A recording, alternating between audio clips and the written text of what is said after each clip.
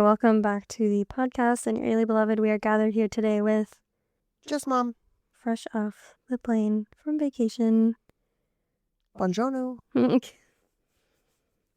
Mom's feeling left out, so I had to get her on an episode because Gotta get back on the podcast. Well, and then you're gonna be gone next week too. Gotta make it even. Let's hear what we got today. Okay.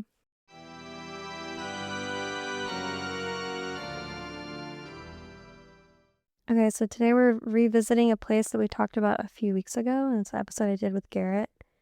And we are returning to Olympic National Park, specifically the northwesternmost corner, Lake Crescent, which is west of Port Angeles. Have you been there? I mean, I think so. You have? Yeah. In Washington? Hmm? Yeah. For real? Yes. Okay. Lake Crescent is the second deepest lake in Washington, with depths up to 625 feet and is 12 miles long. It's known for its crystal blue waters, and on a good day, you can see up to 70 feet down. Oh, geez. Can you? No, maybe I haven't been to the lake. Okay. Because why would I go to a creepy lake? Well, I don't know if it's creepy. It's probably pretty, but why would you go to a lake that far northwest? Yeah, no. I mean, I've just been through that area, but no. Okay. When I think it's cold too. So like most of the Pacific Northwest, the area is rich in indigenous history with evidence of first people inhabitants dating back to 13,800 years ago. Oh, wow. According to native legend, Lake Crescent was formed by Mount Storm King, the mountain that sits above the lake. That's actually what it's called.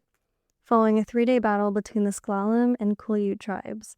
In his rage at the tribes, he threw a chunk of the mountain where the men were fighting, killing them all and damming the river, creating Lake Crescent and then its counterpart, Lake Sutherland. Incredibly, 10,000 years of storytelling was proved by science when research conducted in the area was able to determine an earthquake around the time of the battle, and it caused the landslide separating the valley, much like Mount Storm King did in the story. And since its bloody origins, the lake has been known as the lake that does not give up the dead. Learning a little history here. Mount Storm King is a pretty cool name too. Garrett really liked it. That's awesome. However, this changed in the summer of 1940. On July 6th, 2 fishermen were shocked to discover the body of a woman floating in the lake. She was fully clothed, wrapped in blankets and rope, and had been hogtied.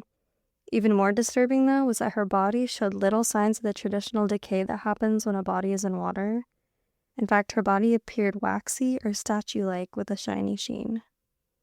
Leading the investigation was Sheriff Charles Kemp, who said that her body was more like a statue. The flesh had turned to some rubber-like substance. That's creepy. Have you heard of this? No. Okay. And that's like right after the 4th of July? In the 40s. Okay. Dr. Charles P. Larson, a pathologist from Tacoma, said the body appeared to have gone through saponification and explained that the lake has strong alkalis which work on the fatty substance of the flesh, and with a purely chemical reaction, turn the body into soap. Ew. So, I mean... Okay, so you haven't heard of this case? No. Okay, I didn't think you had, or else you probably would have brought it up by now. Turns it into soap. So there's no fish in this lake? So I also researched saponification, and that's the process of fats turning into... So weird. Like basically butter. Like that's the actual process name, but when bodies go through it, there's an actual title for it. Adipocere? Have you heard of that? What? Adipocere? No. No. Forms when a body lies in subtle wet anaerobic environment and results from the hydrolysis of triglycerides in adipose tissue to unsaturated and saturated fatty acids. That's so weird. Hydrogenation of unsaturated fatty acids to saturated fatty acids, the formation of fatty acid soaps. Hydrogenation? Yep, hydrogenation. But this says it's more likely to form when body lies in fresh, warm water. Ew. But this was not warm water. No. No, it was like volcano, like mountain water. Complete immersion of the body facilitates the formation, but it can form in partially submerged bodies. It can form in wet, poorly draining, mildly alkaline soil. Called what? Corpse wax. Oh. Gross. Mm-hmm. But it's incredibly uncommon. The least commonly encountered decompositional change. Some reported that this chemical transformation made it so her flesh was able to be scooped like putty. But that cannot be verified, and that might just be maybe folklore or something. Yeah, just the headline to sell papers. Due to the bizarre condition that this woman's body had been found in, the media was immediately enamored with the discovery and dubbed her the Lady of the Lake. Meanwhile, investigators were hard at work trying to identify the unknown woman, and this woman had been brutally murdered. During autopsy, Dr. Eerie Cavaney found strangulation marks and bruising around her neck, and her chest showed evidence of extensive hemorrhage, indicating she had been beaten as well. Elements of her body that had been exposed to the lake inhabitants and currents such as her hands and face made identifying her with photos or fingerprints impossible. She appeared to be about 35 with auburn hair, around 5'6", and 140 pounds, all which they were able to determine remained relatively unchanged because of the chemical reaction. I'm not loving this. Had her body not been so well preserved, elements of evidence to suggest her cause of death would have been non-existent. The pathologist estimated her body had been submerged in the lake for 3 years. Oh my gosh. So like sometime in the late 30s. Mm-hmm. Well, and her body was wrapped in a blanket. So that's why her hands and her face were tied in a blanket. Okay. Mm-hmm. The ropes wrapped around her body, they figured, had been tied to weights or weighted objects like rocks to keep her submerged in the lake, and those had rotted, and only because her body's additional buoyancy due to the saponification process had she reappeared at the surface. Okay, that makes a little more sense. Mm-hmm. So who was this woman and who killed her were answers that everyone wanted to know, especially because presumably her killer was still out there.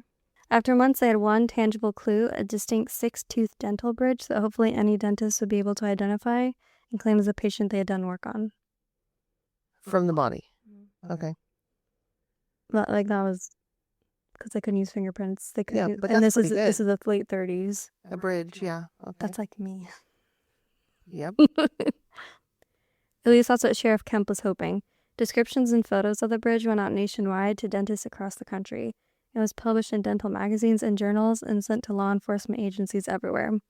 The Buffalo Courier-Express reported that, acting on this last piece of evidence, the authorities had 15,000 circulars printed and distributed to dentists around the country. So okay, but this was in the late 30s. So, I mean, like, they probably didn't travel too far. I mean, you said the Buffalo Press. That's like Buffalo, New York. Well, this should have been the smoking gun. Months of absolute crickets went by, and the Lady of the Lake was buried without a name in the Clallam County Cemetery.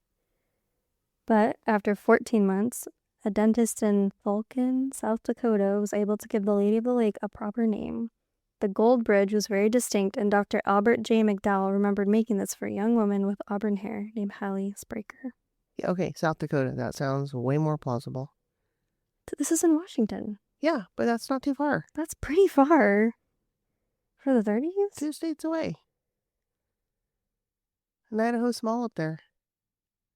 I mean, but Montana. It's not you get, but okay. Way better than... I guess. Hallie Spraker was born in 1901 in Greenville, Kentucky, and left home in her teens to search for better work. This pursuit took her all around the country, and at 35, with 2 failed marriages behind her, she settled in Port Angeles, Washington, taking a job at the Lake Crescent Tavern. Oh, so she was close to there. Like, worked? Yeah, tavern. Yeah, she worked on the lake. Yes. In June 1936, Hallie married Montgomery Monty Illingworth, a beer truck distributor who had frequented the tavern often. It was no secret that Monty treated Hallie horribly, and those who were around them knew their marriage was tumultuous and volatile, with arguments often stemming from his drinking habit or suspected affairs. Many reports stated that on multiple occasions, Hallie came to work at the tavern with bruises, scratches, and black eyes. Not even 5 months into the marriage, during one argument, it was so brutal, police were called to break up the fight. Wow. Okay, so if she... And this is in the late 30s. The late 30s, and they found her in 1940, and they thought she'd been there for 3 years, so he didn't report her missing? Okay, keep going. I need to hear more. Suspiciously, Hallie was last seen December 22nd, 1937. Monty told everyone, including police during a later testimony, that Hallie had threatened to leave him on multiple occasions and assumed she had finally done so when she had disappeared. With Hallie still missing in 1938 and his claim she had potentially run off with a naval officer, Monty filed for and was granted a divorce. Following this, he wasted no time moving to California with a woman from town who was often the source of the former married couple's arguments. Uh-oh. The more investigators found out about Monty, the more he seemed like their guy. On October 26, 1941, almost 4 years after her disappearance, Monty was arrested in Long Beach, California, and charged with first-degree murder of his former wife, which he denied. Well, duh. Sheriff Kemp went himself to Los Angeles to bring Monty back to Port Angeles for trial, which began on February 24, 1942. The sensational trial was in competition with World War II headlines on the front pages, both local and nationwide. Everyone who had been captivated by the discovery of the Lady of the Lake was now closely following as the case unraveled. The courtroom was full, with reports stating that a large crowd was spilling into the hallway and it was standing room only. Okay, so we got like a O.J. Koberger. That's exactly what Garrett said. He said the original OJ. Yeah. But also, it's a very small town in Washington. I mean, it's still small today, and it's the 30s, so. Okay, but I want to hear what evidence. Okay, Mom. Because now we're gonna get there. Come on. A large number of witnesses testified against Monty and confirmed his penchant for physical violence during his arguments with her. Okay, so we know the guy's a dirtbag. Yeah, during his arguments with Hallie. Louis Bailey, Hallie's sister, claimed to have seen her beaten with black eyes on multiple occasions. He argued that the fighting was normal for them and said, in quotes, "I struck Hallie, but she also struck me. I never beat her up. I did not kill Hallie." Testimony early on in the trial also tried to pin down when Hallie was last seen, and according to Louis, who worked at a cafe in town, Monty had come by the morning after, saying he hadn't seen her since the night before and assumed she was with her sister. However, it didn't take prosecutors long before they were able to poke holes in his story. When Tony Enos, a friend and coworker of Monty's, took the stand, he claimed Monty had taken that same morning off work, saying he needed to drop Hallie off at the Port Ludlow ferry. Okay, so cracks into the story. Well, and that's the third story at this point. So before he said she ran away. And then she was with a naval officer. Mm-hmm. This one, he was like, "Oh, I thought she was with you." And then I dropped her off at the station. Yeah. Okay. So couldn't even get his story straight. Other witnesses then confirmed items found in the body, and clothing worn were items that Hallie had been seen in before, leaving no doubt that the body was her. Most importantly, the dental plate. The defense tried to rattle the old dentist, but Dr. Albert McDowell refused to back down. He confirmed the custom-made dental plate included uncommon peculiarities that didn't exist on just any bridge.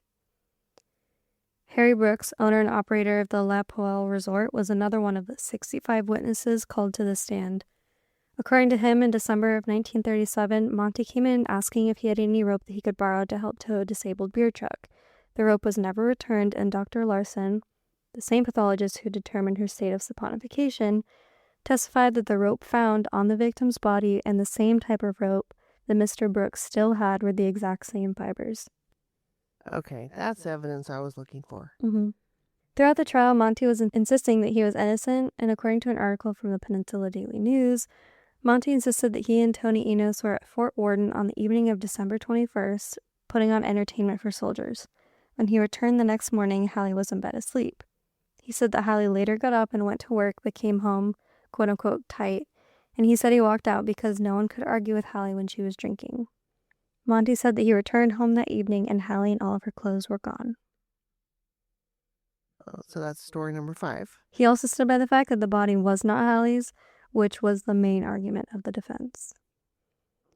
Okay, but we've already proved the rope was used, it was the same. Her dental bridge, her clothes she was wearing. Mm-hmm. And they knew what color of hair she had. Mm-hmm. Okay. Monty's attorney tried to convince the judge to dismiss the case due to lack of evidence, which was quickly denied. 3 separate doctors were called to the stand to testify the legitimacy of the body being in water for so long without succumbing to the elements. So this is but that's something he didn't consider. They claimed the body, which was said to be in the water for 31 months, would be skeletal at this point, and this body had only been in the water 4 to 6 months because of the lack of decomposition. However, under cross-examination, it was revealed that they didn't actually examine the body, and that was based on their medical understanding of saponification. Okay, so they didn't witness it. They didn't know about it. Okay. Nope. In the same Peninsula Daily News article, one doctor believed that a fish would have eaten the body before 31 months elapsed, but that did not account for the body being tightly wrapped in blankets. That's kind of what you thought at the beginning. The defense then went on to claim that Hallie was still alive. Multiple witnesses were called to the stand that said to have seen her after her disappearance. One claimed to have seen her in Sitka, Alaska, but after being cross-examined, it was revealed he didn't even know Hallie, but was a friend of Monty's. Another witness claimed to have seen her alive in Long Beach, California, and this witness was none other than Flossie Illingworth, Monty's mother. Okay, so his mom didn't like her either. Guess not. The jury reached a verdict within 4 hours, and Monty was charged with second-degree murder and was given a life sentence to be served at the Washington State Penitentiary in Walla Walla. Unfortunately, even though he had a life sentence, he was released after only serving 9 years, and he was granted parole in 1951, where he returned to California and died in 1975. Oh, wow. How do you get a life sentence and only serve 9 years? I mean, how are you a convicted felon and get your felony expunged? This was not the last of Hallie Illingworth and the Lady of the Lake, however. The Lake Crescent Tavern, now known as the Lake Crescent Lodge, has staff and patrons that have reported paranormal happenings where she used to work. Many believe this is her restless spirit due to the violent nature of her death. Guests and staff say they hear someone walking up and down the stairs, doors being shut in the middle of the night, unlocking and locking of these doors, and the lights flickering. An apparition of the lady in a green dress similar to the one that Hallie's body was found in has been spotted at the edge of the lake multiple times over the years, only to vanish when people approach her. Guests have also reported having dreams of a woman dressed in vintage clothing trying to communicate with them, only to wake up feeling unexplainable sadness. Oh, that is sad. I mean, just let her rest in peace. A documentary titled The Lady of the Lake was set to be released in 2025, and it was December 2025. Ryan Grulich, director of this part true crime documentary, part paranormal investigation, intended to explore Hallie Illingworth's life and the lasting impact the tale has had on the Olympic Peninsula. The documentary is said to include historical footage and interviews with medical student Harlan McNutt, who helped examine the body, and then a separate investigation into the myths and supernatural aspects of the case. Ryan Grulich said, "It really made sense for us to look at Hallie's story as one of reclaiming her power and becoming something more than a victim." Yeah, we'll have to watch that. I mean, I think at least to honor her, watch it, maybe learn a little more. Look at what we've learned today. We've learned some science. It's science. I won't be going to that Crescent Lodge. I mean, we don't need to worry about that, and we're not going to take a field trip there, so we won't be doing that. I think from a believability, obviously that's a 10, right? It's a true story, so no question there. I am glad that this was such a popular story, that there's a lot of information on it, even all these years later, because in that time, especially during the war, it could have been a buried story. Yeah, I think because it was so unusual, that's why it gained a lot of media attention, and because of that, we're able to know about it today. Because otherwise, yeah, it totally would have been buried. Just been buried, especially with the war. So I think that's great. Creepy factor, I mean, it's real high for me. I know I'm not, like I said, I'm not going to the lake. I think not just the ghost part, but just the whole fact of the lake and what it can do to a body, right? Knowing that is such a rare process, and clearly this guy thought he got away with a perfect crime, and he clearly had a story that someone believed at some point since he was granted a divorce. Well, and I don't understand a lady allegedly he had been having affairs with during his marriage. What did he tell her? She ran away? But then there's pictures of her supporting him at the trial. So yeah, that's crazy. Does she just think he's innocent? Like, oh, they're making it up? Okay, but once a dirtbag, always a dirtbag. So yeah, that's probably didn't work out great for her either. I feel bad, but yeah, I think creepy factor, I'm gonna give it a 9. I mean, just the whole. Yeah, I'm really glad those fishermen found her and that they were able to find justice, because I was really worried when he started the story about the lack of evidence they would have given that. So good job to the dentist. This is the early 40s, so it wasn't, we don't have these Amber Alerts and all these other types of things as technology. So it was awesome that they were able to see this across the finish line.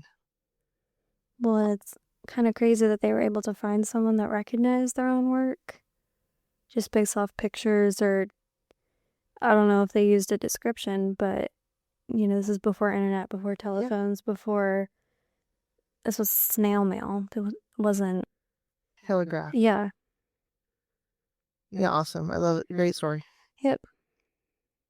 And spooky with you hadn't heard of the corpse wax stuff? No, I like I said, I learned something today. Crazy stuff.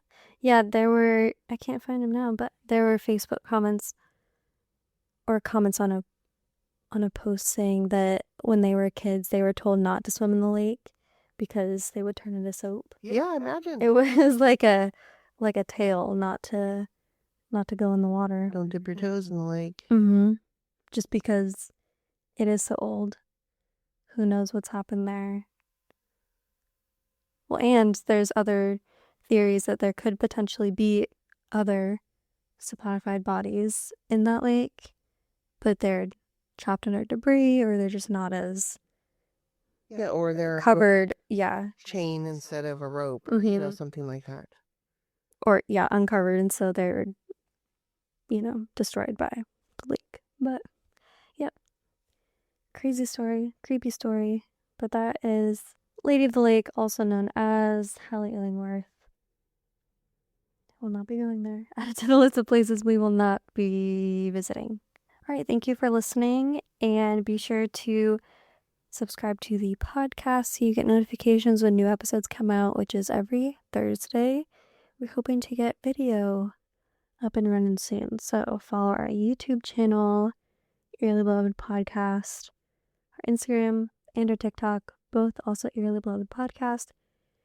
And if you have any stories of your own, cases you want us to look into, local legends, lore, any of that stuff, send an email to eerlybelovedpodcast@gmail.com.